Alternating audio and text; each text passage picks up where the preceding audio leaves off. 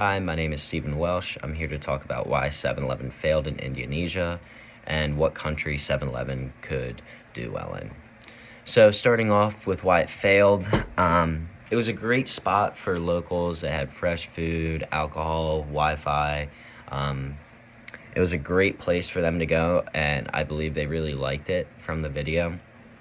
That being said, they had two competitors, and overall, their competitors had 25,000 stores between the two of them, and they only had 190 stores total.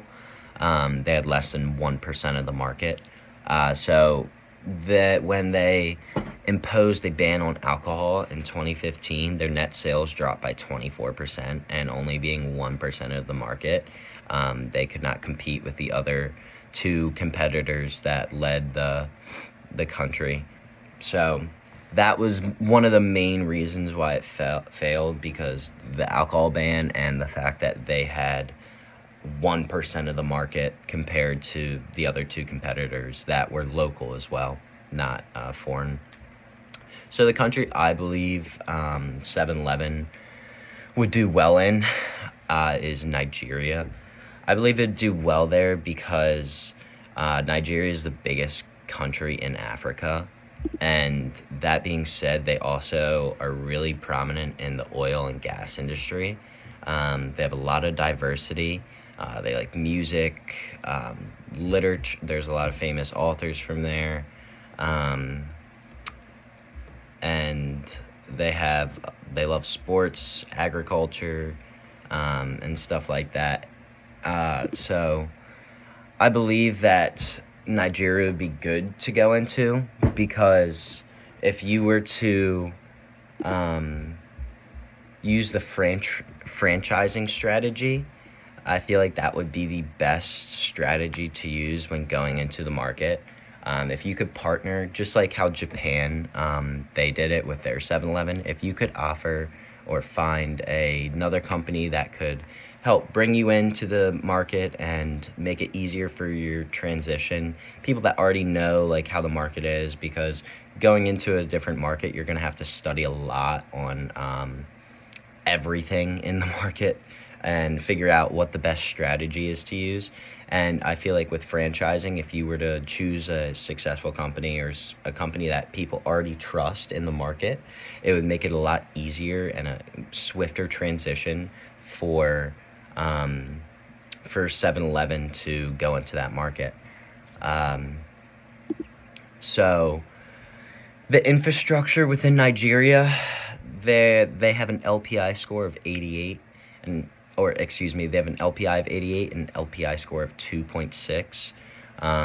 They have roughly 230 million people, and roughly 125 million people have internet access. So around 50% of the population has access to internet, which is not as much as you would want, but I feel like people would also get the word out through word of mouth if 7-Eleven did come.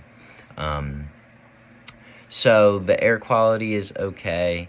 The quality of the road is not the best in Nigeria, so transportation would be a little difficult, trying to make sure everything gets there on time and it can get there safely, because there's a lot of obstacles and a lot of traffic. So the quality of the road and transportation would be an issue.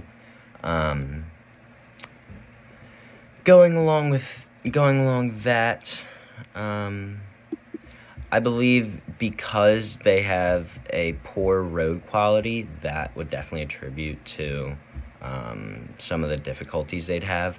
Along with that, they also have some power supply issues. So there's some power outages that you can't really control, and if they were to continue doing business, they would have to get a generator, and that would also cost them money.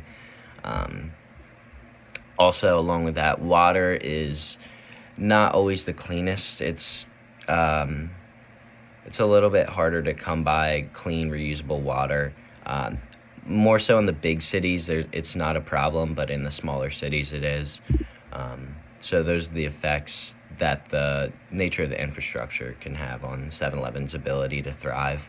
And then overall, I believe they would do really well in the market because they did really well in Japan. And Japan, since they used a franchising strategy, they were bought out by that company.